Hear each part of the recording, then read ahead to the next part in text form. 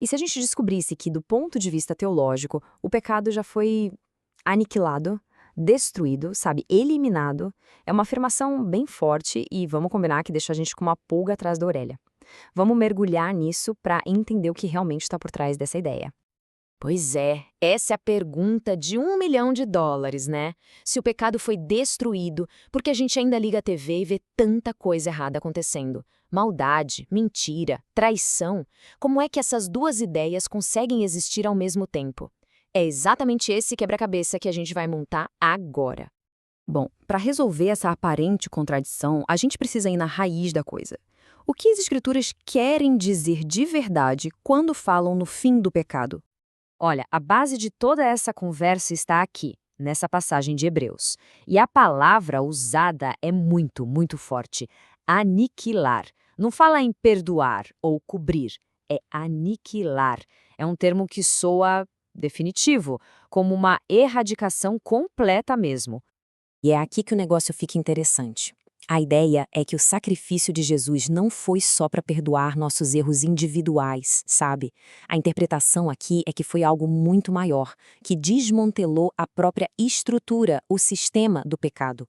O pecado como um conceito. Então, o que seria esse pecado, com P maiúsculo? A gente não está falando de um ato, como contar uma mentira. A gente está falando de um estado espiritual. Uma condição de condenação que existia lá na antiga aliança, um sistema que tirava toda a sua força da lei. A lógica por trás disso é bem direta. É quase matemática. A lei é o que criava a base para a condenação. Então, se você remove a lei, o poder do pecado de condenar simplesmente some. Uma coisa leva a outra. Faz sentido, né? E essa mudança toda tem até data para acontecer, um marco histórico. A antiga aliança, com todo aquele sistema de leis, chega a um fim simbólico e bem prático com a destruição do templo lá em 70 depois de Cristo. É como se esse fosse o momento em que a aniquilação do pecado como sistema se consolida. Ok, então se o sistema foi destruído, por que o mal continua por aí? A resposta, gente, está numa distinção que é crucial.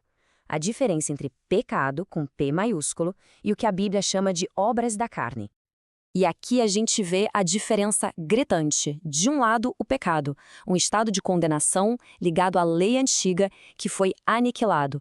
Do outro, as obras da carne, que são ações, escolhas humanas que, claro, continuam existindo. São duas coisas completamente diferentes.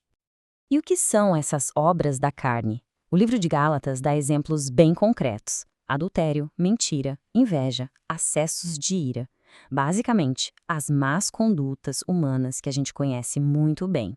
Elas não sumiram, mas o ponto principal é, elas não são mais o pecado que condenava a alma, e sim ações que agora têm um novo tipo de consequência. Resumindo a ópera, o sistema de condenação eterna foi por água abaixo. A má conduta humana, não. Uma coisa era uma estrutura legal que acabou. A outra é uma realidade do comportamento das pessoas. Certo, se não existe mais condenação eterna, qual é a consequência das coisas ruins que fazemos hoje?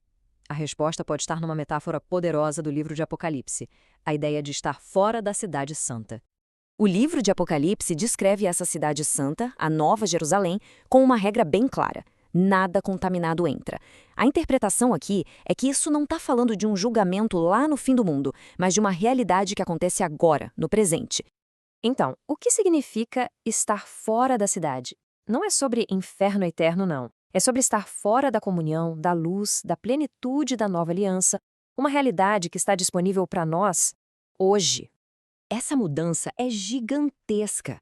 A consequência de uma atitude ruim deixa de ser uma sentença legal, tipo um juiz batendo martelo, e passa a ser uma distância relacional. É algo que se vive no agora. É uma perda de comunhão, não uma punição futura. Certo, acho que a teoria ficou clara, mas e na prática? O que significa no dia a dia viver dentro dessa tal nova aliança? Bom, o novo paradigma é esse aqui. Primeiro, o sistema antigo de condenação já era. Segundo, a nova realidade é a comunidade de fé, a tal da Nova Jerusalém. Terceiro, o nosso objetivo agora é viver dentro da cidade, em comunhão. E quarto, as más ações nos colocam fora dessa comunhão, no aqui e agora. A perspectiva muda da água para o vinho. A vida de fé deixa de ser sobre ter medo e fugir da punição. Em vez disso, ela se torna um convite para participar de forma ativa de uma nova realidade, de uma nova comunidade. E no fim das contas, tudo se resume a isso. A pergunta principal não é mais como eu faço para evitar a condenação. Porque, nessa visão, essa batalha já foi vencida. A verdadeira questão, a que importa hoje, é: como é que eu vivo dentro da cidade? Como participar de verdade dessa nova realidade? É uma pergunta que, sem dúvida, muda tudo.